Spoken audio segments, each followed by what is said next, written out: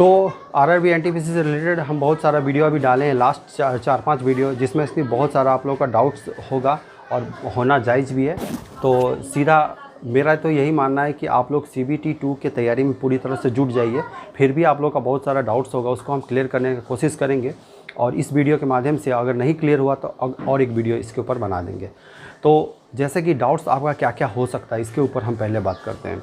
तो आपका डाउट्स क्या क्या होगा हम सब लिख के रखे हैं कि क्वालिफाई, अगर CBT 1 में क्वालिफाई करते हैं तो CBT 2 में कितना पेपर होगा। अगर आप SM के लिए सेलेक्ट हो जाते हैं तो नीचे वाला पोस्ट आपको क्या मिलेगा, अगर साइको में फेल हो जाते हैं तो नीचे वाला पोस्ट मिलेगा कि नहीं, अगर टाइपिंग में डिस्क्वालीफाई हो जाते हैं तो क्या होगा, और मतलब कट ऑफ CBT 1 का कट ऑफ होगा पोस्ट वाइज होगा या फिर कॉमन कट ऑफ होगा। ठीक है, CBT का कोई एग्ज़ाम आप स्किप कर सकते हैं कि नहीं कर सकते हैं। तो सबसे पहले हम बता दें कि पिछला बार जो आरआरबी एनटीपीसी हुआ था उसका कुछ प्रक्रिया हम बता देते हैं, जो कि हम एक CBT 2 तक तो हम खुद दिए थे, लेकिन उसके बाद जो है हम नहीं दिए थे। तो एक मेरे दोस्त हैं, उनसे बात करके हम पूरा इस वीडियो में लाने का कोशिश करेंगे।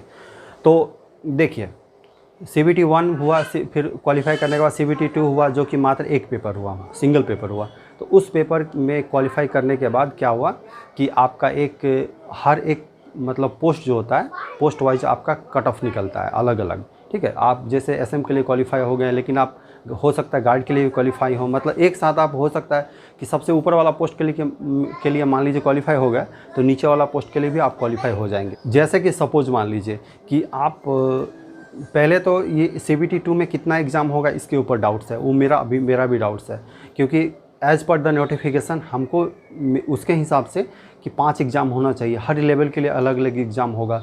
लेकिन अगर मेरा जैसा मानना है कि 5 एग्ज़ाम होने में काफ़ी समय लग जाएगा, तो देखिए हो सकता है कि 5 एग्ज़ाम भी हो जाए और नहीं तो आपका एक एग्ज़ाम ही हो। अगर आपका 5 एग्ज़ाम होता है तो कुछ लोगों का क्या है कि थोड़ा मेडिकल स्टैंडर्ड ख़राब है और वो लोग क्या किए, स्टेशन मास्टर हो गया, गार्ड हो गया, ये सब डाल दिए हैं, तो जिसमें A2 मांग रहा है। तो आप चाहें तो अगर अलग अलग एग्ज़ाम होता है तो उस लेवल का एग्ज़ाम को आप स्किप भी कर सकते हैं। ठीक है, और नहीं तो मेरा तो मानना है कि सब एग्ज़ाम दीजिएगा, कोई भी एग्ज़ाम स्किप मत करिएगा, जो होगा उसको बाद के लिए देखा जाएगा। तो जैसे कि आप CBT 2 के लिए मान लीजिए कि हर एक CBT 2 एग्ज़ाम दिए, उसके बाद हर एक पोस्ट के लिए आप क्वालिफाई हो जाते हैं। सपोज हर एक मतलब पोस्ट का आप कट ऑफ को पार कर जाते हैं, तो वहाँ पे क्या होगा कि आपको साइको के लिए बुलाया जाएगा। साइको जो स्टेशन मास्टर का होता है वो बुलाया जाएगा। उसके बाद आपको अगर टाइपिंग के लिए क्वालिफाइड हैं, अगर आप टाइपिंग का भी पोस्ट भरें तो टाइपिंग के लिए भी बुलाया जाएगा। अगर मान लीजिए स्टेशन मास्टर में आपका नहीं जाने का मन है, आपका इच्छा नहीं है कि हम इस स्टेशन मास्टर का पोस्ट में नहीं जाएं, और तो वहाँ पे आप साइको को छोड़ सकते हैं, साइको नहीं दे सकते। आप मान लीजिए कि बहुत लोगों का क्या, एक मेरे मतलब YouTube से ही पूछे थे, यहीं से पूछे थे कि सर मेरा मतलब आई जो है उतना अच्छा नहीं है, मतलब A2 स्टैंडर्ड में मेरा आई पास नहीं करेगा। तो उनके लिए सीधा यही मेरा बोलना था कि आप चाहें तो वहाँ पे साइको स्किप कर सकते हैं, बशर्ते आप और दूसरा पोस्ट के लिए क्वालिफाइड हो, दूसरा नीचे वाला पोस्ट के लिए आपका नाम उसमें हो। तो सपोज अगर आप साइको में फेल हो जाते हैं या फिर साइको में फेल हो जाता है या फिर स्किप कर देते हैं, साइको आप देते ही नहीं हैं, तो नीचे वाला पोस्ट के लिए अगर मान लीजिए आपका कट ऑफ मार्क्स है तो आपका ऑटोमेटिक उस पोस्ट में सिलेक्शन हो जाएगा। तो इतना प्रक्रिया था। उसके बाद क्या हुआ, आपका मान लीजिए कोई भी पोस्ट दे दिया जाएगा, उसके बाद क्या होगा, आपका डॉक्यूमेंट वेरिफिकेशन होगा। तो डॉक्यूमेंट वेरिफिकेशन में आपका साइको को होगा, क्या होगा नहीं होगा, उस समय तक आपका पोस्ट जो है आपको पता नहीं रहेगा कि हमको क्या पोस्ट मिलने वाला है। तो जैसे आप डॉक्यूमेंट वेरिफिकेशन में जाएंगे तो वहाँ आपको पता चलेगा कि आपको कौन सा पोस्ट अलॉट किया गया है। हो सकता है आप CA के लिए क्वालिफाई किए हो तो CA मिल जाएगा, अगर मान लीजिए स्टेशन मास्टर के लिए स्टेशन मास्टर, गार्ड तो गार्ड, वहाँ पे आपको एग्जैक्ट पता चलेगा। यहाँ साइको हो रहा है, टाइपिंग हो रहा है, आपका किस पोस्ट में सिलेक्शन होगा आपको यहाँ पता नहीं चलेगा। आप जैसे वहाँ जाएंगे डॉक्यूमेंट वेरिफिकेशन में, वहाँ आपको पता चल जाएगा कि कौन सा पोस्ट आपको मिल रहा है। फिर वहाँ डॉक्यूमेंट वेरिफिकेशन होगा, पूरा सब कुछ चेक चाक करने के बाद आपको पूरा डॉक्यूमेंट अच्छे से वेरीफाई होगा।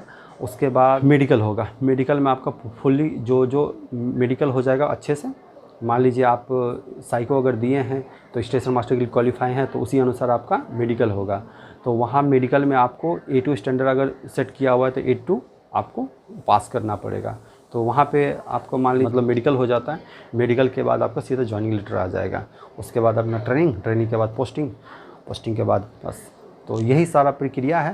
तो मेरा तो यही मानना है कि अभी हर एक स्टेप पे आप ध्यान दीजिए। जैसे कि बहुत लोग हमको पूछते भी रहते हैं कि सर इसके बाद क्या होगा, उसके बाद क्या होगा।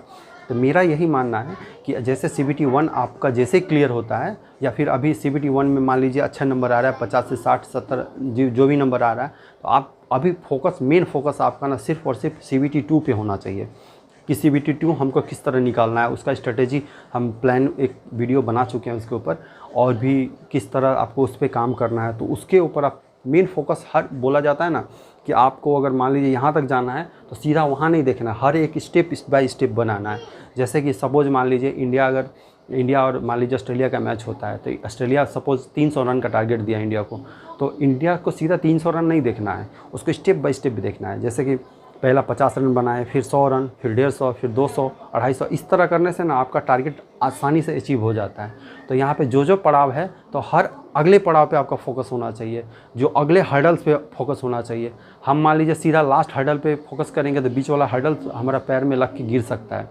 तो इसको एकदम ध्यान में रखना है और हर अगला स्टेप को देखना है कि आगे स्टेप आपका अगला जो स्टेप ले रहे हैं वहाँ पे बहुत आपका स्ट्रांग होना चाहिए। इन्हें कि आप सीधा हम ज्वाइनिंग लेटर देख रहे हैं और पता चले CBT 2 में हम क्वालिफाई ही नहीं करें, तो अभी हमको सीधा फोकस जो है CBT 2 के लिए होना चाहिए। CBT 1 क्वालिफाई कर जाए, उसके बाद CBT 2 पे होना चाहिए। चाहे 1 एग्ज़ाम हो, चाहे 5 एग्ज़ाम हो, चाहे 10 एग्ज़ाम हो, जितना भी एग्ज़ाम हो, हम इस तरह से तैयारी करेंगे कि CBT 2 हमारा क्लियर हो जाए। उसके बाद नेक्स्ट प्रोसेस में हम ध्यान देंगे। अभी हमारा पूरा फोकस जो है CBT 2 के लिए होना चाहिए। CBT 1 हम मान लीजिए कि किसी को कम नंबर भी आया है तो CBT 2 के लिए एकदम अच्छे से तैयारी करिए। बाई चांस मान लीजिए जिसका नंबर कम भी है, 48 47 जो भी है, मान लीजिए कम भी है, उनको लग रहा हो कि नहीं होगा, तो मान लीजिए कि आपका जैसे नॉर्मलाइजेशन होता है, तो वहाँ पे अगर आपका नंबर बढ़ जाता है और आपका मान लीजिए सपोज हो जाता है, तो वहाँ पे आपको हो सकता है कि जो लोग तैयारी शुरू कर चुके होंगे उससे आप थोड़ा सा पीछे हो जाएंगे। तो इसको एकदम गलती बिल्कुल ना करें और आप CBT 2 की तैयारी के लिए लग जाएं। जो भी हो आप थोड़ा थोड़ा करके ही लेकिन लग जाइए। और ग्रुप D का एग्ज़ाम भी बहुत जल्दी, देखिए कभी भी नोटिस निकाला जा सकता है, मे भी अक्टूबर में होना चाहिए। तो ये सब पूरा डाउट्स बहुत सारा था, बहुत लोगों का बहुत सारा डाउट्स था।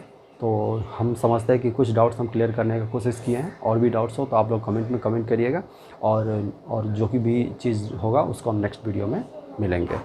और बस आज के लिए इतना ही, मिलते हैं अगले वीडियो में। Thank you, keep watching.